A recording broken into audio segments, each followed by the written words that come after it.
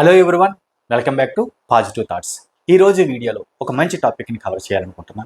ఈ వీడియోని చివరి వరకు స్కిప్ కాకుండా చూడండి. నా పేరు వెంకట్, విశ్వమణి వెంకట్. నేను లా ఆఫ్ అట్రాక్షన్ కోచ్, అలాగే హోపోనోపోనో హీలర్ని.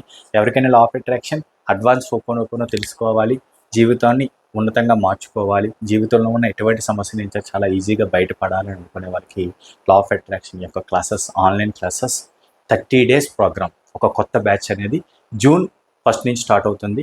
ఎవరికైనా ఈ బ్యాచ్లో జాయిన్ అవ్వాలనుకుంటే డీటెయిల్స్ కోసం ఇక్కడ స్క్రీన్ పైన కనిపిస్తున్న నెంబర్ కాంటాక్ట్ చేయండి. 30 days ప్రోగ్రామ్ యొక్క ఫీజు కేవలం ₹999 మాత్రమే. థ్యాంక్ యూ మోర్స్. నార్మల్గా మనం ఎప్పుడు చెప్పుకునేది ఏంటంటే డబ్బు అనేది ఒక ఎనర్జీ. సాధారణంగా ఏంటంటే చాలామంది డబ్బుని ఎలా నష్టపోతారో అంటే సంపాదిస్తారు, లైఫ్లోకి డబ్బు వస్తుంది, కానీ కొన్ని బలహీనతలకి అంటే కొన్ని ప్రలోభాలకి లోబడి వాళ్ళు ఏంటంటే డబ్బును కోల్పోతూ ఉంటారు. అందులో చాలా ఇంపార్టెంట్ది ఏంటంటే దగ్గర వాళ్ళు కానీ ఫ్రెండ్స్ కానీ అప్పు కోసం దగ్గరికి వచ్చినప్పుడు వాళ్ళు చెప్పే కొన్ని ఎమోషనల్ బ్లాక్మెయిల్, గుర్తుపెట్టుకోండి, ఎమోషనల్గా వాళ్ళు చెప్పే కొన్ని మాటలకి ఆ ప్రలోభాలకి లోబడిపోయి డబ్బుని అప్పుగా ఇచ్చి దానిని తిరిగి పొందలేక వీళ్ళు ఇబ్బంది పడుతూ అలాగే వీళ్ళ ఫ్యామిలీ కూడా ఇబ్బందుల్లోకి నెట్టేస్తూ ఉంటారు. ఇది సాధారణంగా జరిగే ఉంటుంది. అది మీకు కూడా ఏదో సందర్భంలో ఎక్స్పీరియన్స్ అయ్యే ఉంటుంది. మీకు కానీ లేదంటే మీ దగ్గరలో ఉన్న వాళ్ళు కానీ ఇలాంటి పరిస్థితి ఫేస్ చేసే ఉంటారు. అవునా కాదా ఆలోచించండి. నిజంగా ఎవరైనా మీ దగ్గరికి డబ్బు కోసం గనక వస్తే ఎలా రియాక్ట్ అవ్వాలి అన్నదే ఈ రోజు టాపిక్. కాబట్టి ఈ వీడియోని చివరి వరకు స్కిప్ కాకుండా ఫాలో అవ్వండి. సాధారణంగా ఏం చెప్తారంటేనండి, జ్ఞానం లేకుండా చేసే డబ్బు సాయం అనేది చాలా డేంజర్. అంటే ఒక సిచ్యువేషన్ అర్థం చేసుకొని, ఎందుకంటే సహాయం చేయాలి, చేయకూడదని కాదు, కానీ పరిస్థితికి తగ్గట్టు మీరు ఎంత చేయాలో అంతే చేయాలి. సాధారణంగా కొంతమంది ఏం చేస్తారంటే వాళ్ళకి నిజంగా డబ్బులు అవసరమైనప్పుడు ఎమోషనల్ బ్లాక్మెయిల్ చేస్తూ ఉంటారు. అంటే సింపుల్గా చెప్పాలంటే వాళ్ళ కష్టాలు అవి ఇవి ఎమర్జెన్సీ అని చెప్తూ ఉంటారు. ఆ సందర్భంలో ఏమీ చెయ్యలేక మంచితనానికి పోయి డబ్బు ఇచ్చి అది రాబట్టుకోలేక, ఇంకా చెప్పాలంటే డబ్బు ఇవ్వకపోతే రిలేషన్షిప్ ఏవైనా పాడవుతుందేమో అవతల వ్యక్తికి మీకు అని ఫీల్ అయ్యి డబ్బు ఇస్తారు. అది తిరిగి రాక ఫైనల్గా ఏమవుతుందంటే డబ్బు తిరిగి అడిగేటప్పుడు జరిగే కాన్వర్జేషన్, డిస్కషన్స్ అతి పెద్ద గొడవకి ఆటోమేటిక్గా రిలేషన్షిప్ అనేది అక్కడే మిస్ అయిపోతుంది. గుర్తుపెట్టుకోండి, డబ్బు ఇస్తేనే రిలేషన్షిప్ ఉంటుందా అంటే నిజంగా చెప్పాలి అంటే అది కరెక్ట్ అయిన ఫ్రెండ్షిప్ కాదు, కరెక్ట్ అయిన రిలేషన్షిప్ కాదు అన్న విషయం గుర్తుపెట్టుకోండి. ఒక అద్భుతమైన కొటేషన్ నాకు బాగా నచ్చింది. ఎవరైనా మిమ్మల్ని డబ్బు అప్పుగా అడిగినప్పుడు మీరు ఒక మంచి వ్యక్తిగా రియాక్ట్ అవుతారా, స్పందిస్తారా, లేదా ఒక బాధ్యత గల వ్యక్తిగా స్పందిస్తారా అన్నది ఇంపార్టెంట్. ఎందుకంటే మంచితనం అనేది ఏంటంటే మంచితనం ముసుగులో మిమ్మల్ని మీరు మోసం చేసుకుంటున్నట్టే. అదే బాధ్యత తెలిసిన వ్యక్తి అనుకోండి, ఆలోచిస్తాడు, అరే ఇప్పుడు నేను డబ్బులు ఇచ్చేస్తున్నాను, ఇది ఇస్తే తిరిగి రాకపోతే నా పరిస్థితి ఏంటి, నా ఫ్యామిలీ పరిస్థితి ఏంటి, అవును కదా. అది బాధ్యత గల వ్యక్తి స్పందించే విధానం ఇంపార్టెంట్, అర్థం చేసుకోండి. మంచి వ్యక్తిగా స్పందిస్తారా, బాధ్యత గల వ్యక్తిగా స్పందిస్తారా అనేది మీ చేతుల్లోనే ఉంది. నిజంగా మీ దగ్గరికి మీ ఫ్రెండ్ ఎవరైనా సరే పెద్ద మొత్తంలో డబ్బు కోసం అంటే అప్పు కోసం మీ దగ్గరికి వచ్చినప్పుడు కొన్ని ప్రశ్నలు వేయండి. మొహమాటానికి పోవలసిన అవసరం లేదు.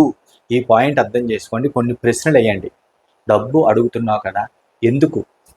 ఒకవేళ తీసుకుంటే ఎప్పుడు ఇస్తావు, ఎలా ఇస్తావు?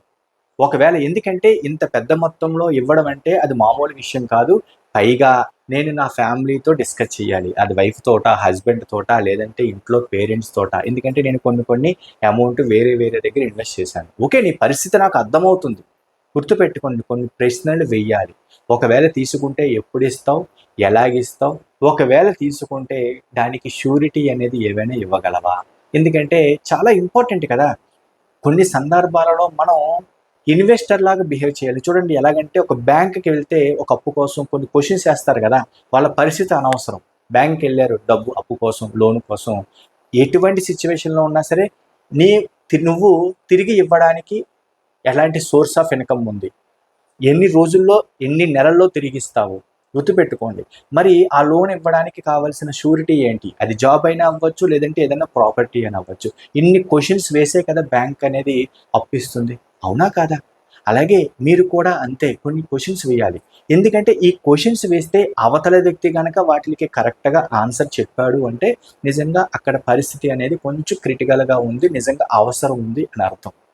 అర్థమవుతుందా? పాయింట్ అర్థం చేసుకోవడానికి ట్రై చేయండి. మరి ఇలాంటి క్వశ్చన్స్ మీరు వేసినప్పుడు కరెక్టే ఆన్సర్ రావట్లేదనుకోండి, అంటే తను అనవసరమైన ఖర్చులకు పోయి మీ దగ్గరికి డబ్బు కోసం వచ్చినట్టు. ఎందుకంటే అనవసరమైన ఖర్చులు, దుబారా ఖర్చులు ఎప్పుడూ ఉంటూనే ఉంటాయి. అప్పుడు తిరిగి మీకెలా ఇస్తాడు? అంటే డబ్బు ఇచ్చి తర్వాత అవి రాబట్టుకోలేక తర్వాత రిలేషన్‌షిప్‌ని పాడు చేసుకునే కంటే ఏదో ఒక రీజన్ చెప్పి డబ్బు ఇవ్వకుండా అవాయిడ్ చేయడమే చాలా ఇంపార్టెంట్. ఎందుకంటే ఎవరైనా మీ దగ్గరికి డబ్బు కోసం వస్తే, అప్పు కోసం వస్తే ఇలాంటి క్వెషన్స్ వేయండి. అలాగే ఇమ్మీడియేట్‌గా యెస్, నో అని చెప్పకుండా ఓకే. నేను కొంత అమౌంట్ ఉంది. ఆ అమౌంట్‌ని నేను ఇక్కడిక్కడ ఇన్వెస్ట్ చేశాను. నీ పరిస్థితి అర్థమవుతుంది. అది నేను తేవాలి అంటే మేబీ మా వైఫ్‌తో మొహమాట పడకండి. మా వైఫ్‌తో డిస్కస్ చేయాలి. ఎందుకంటే ఫ్యామిలీ విషయాలు కదా! నా ఫాదర్‌ని అడగాలి. ఎందుకంటే మేము అందరం కలిసి కూర్చొని డెసిషన్స్ తీసుకుంటాము. రేపొద్దున్న ఇదే విషయం ఇంట్లో తెలిసిందంటే నా ఇంట్లో ప్రాబ్లమ్స్ వస్తాయి అని సాఫ్ట్‌గా, క్లియర్‌గా ఎక్స్‌ప్లెయిన్ చేయడానికి ట్రై చేయండి. ఇది చాలా చాలా చాలా ఇంపార్టెంట్. ఇక్కడ ఒక చాలా చాలా ఇంపార్టెంట్ కొటేషన్ ఇది. తన సంపదని కాపాడుకోలేని వ్యక్తి కుటుంబానికి భారంగా మారతాడు. గుర్తుపెట్టుకోండి. ఇది ఇలాంటి సినారియో చాలా మందికి జరిగే ఉంటుంది. అందులో మీరు కూడా ఒకరైతే ఇప్పటికైనా మేల్కోండి. ఎందుకంటే తన దగ్గర ఉన్న సంపదని, డబ్బుని కాపాడుకోలేని వ్యక్తి అంటే మంచితనానికి పోయి వేరే వాళ్ళకి ఇచ్చి కాపాడుకోలేని వ్యక్తి ఇంట్లో భారంగా తయారవుతాడు. అంటే ఆ ఇంట్లో ఆ వ్యక్తికి వాల్యూ ఉండదు అన్న విషయం గుర్తుపెట్టుకోండి.